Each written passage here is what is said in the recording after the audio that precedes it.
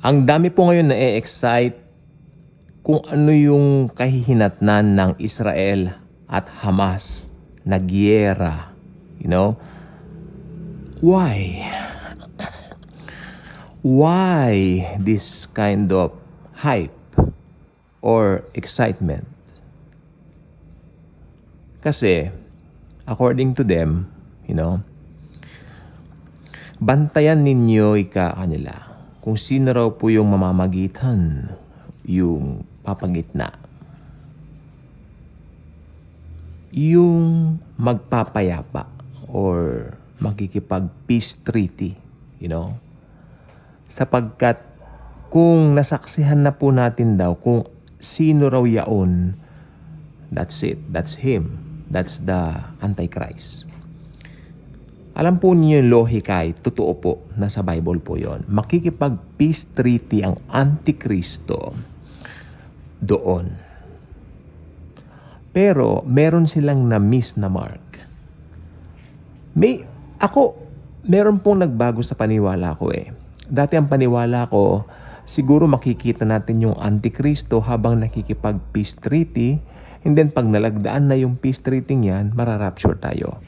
So, ang paniwala ko dati ay magkakaroon tayo ng idea kung sino yung Antikristo. Pero sa pagbababad ko po sa Bible, namulat ako sa truth. Sa isang salita lang. Ano yun? Yung salita sa English na until. Sabi kasi doon sa Bible, until the restrainer has been taken away. Until, ibig sabihin sa Tagalog, hanggang maalis yung pumipigil or yung humaharang. Doon pa lang aapir at lilitaw ang Antikristo. So it means, if you are a believer of the Lord Jesus, mararapture na tayo bago lumitaw yung Antikristo. So sa makatuwid, hindi natin siya makikilala, hindi natin siya masasaksihan, hindi natin siya makikita, at hindi rin tayo magkakaroon ng ideya kung sino po siya. Sa Bible lang po tayo. Again, yung salita na until the restrainer has been taken away. The restrainer is the Holy Spirit.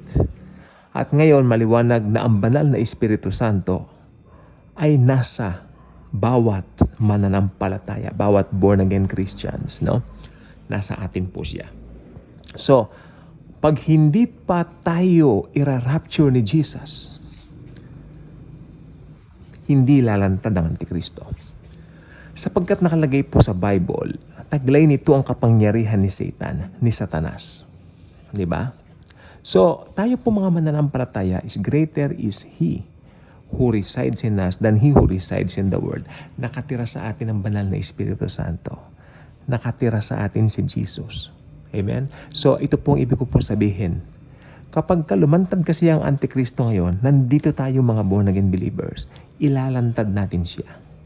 Nandito mga social medias natin, may mga YouTube channels tayo, Facebook tayo, and all platforms, name it. Ilalantad kasi natin siya. Kasi magaling tayo sa Bible. We are studying the Bible. The Bible actually, in actuality, is our life. Our very own life. Kaya, ang conclusion ko po talaga dito, ang Antichrist po, hindi lalantad hanggat nandito po ang mga mananampalataya. Katakot lang niya sa atin. Di po ba? So, ito po ang gusto ko pong sabihin sa inyo. Hindi natin siya mamimit. Huwag po sana kayong ma-prostrate, ay hindi ko makakilala kung ano or sino ang Antikristo. Magpasalamat po kayo at hindi ninyo makikilala ang pinakamasamang tao na mabubuhay sa buong mundo. Or should I say, buhay na, hinog na, nandyan na, anytime now lalantad na. Pero, aalisin muna tayo. Tayo mga born-again Christians. Kaya kung hindi ka pa nakasubscribe sa ating channel, I invite you to do so. Click the notification bell. Share mo ang wonderful video ito, please. At nang marami naman pong mag-benefit at makita po nila na, hey, di ba? Hindi ko na pala mamimit ang Antikristo. At kung may makarinig nito na hindi pa believer ni Jesus, mag-decide na sila sa Panginoon at tanggapin siya bilang Lord and Savior. Thank you very much po muli. And as always and forever, Jesus truly loves us all.